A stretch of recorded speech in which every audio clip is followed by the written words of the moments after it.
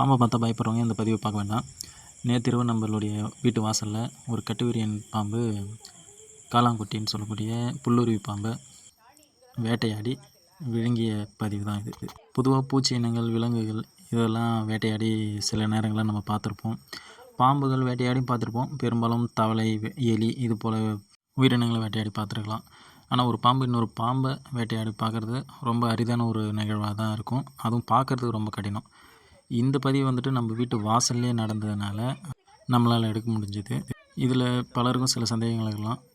ஒரு நஞ்சு உள்ள பாம்பு, நஞ்சு இல்லாத பாம்பு அப்படின்னக்குள்ளே ஏன் விட்டுடுறோம் அப்படின்றதுக்காக.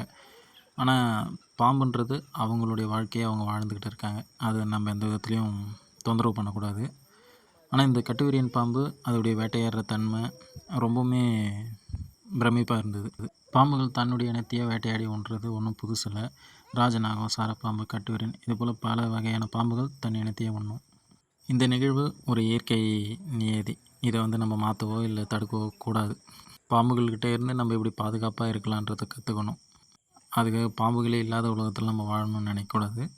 இந்த கட்டுவிரியன் நம்மளுடைய கட்டவிரல் பெருசு தான் இருந்தது. ஆனால் அதே அளவு சமமான எடையுடைய இன்னொரு பாம்பை முழுமையாக விழுங்கிட்டு நல்லாவே நகர்ந்து போச்சு. அதுதான் இதில் ரொம்ப வியக்க வைக்கக்கூடிய ஒரு விஷயமா இருந்தது.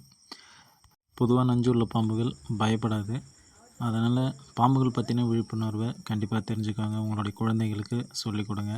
தெரியலன்னா சொல்லுங்கள், பகிர்ந்துக்கலாம்.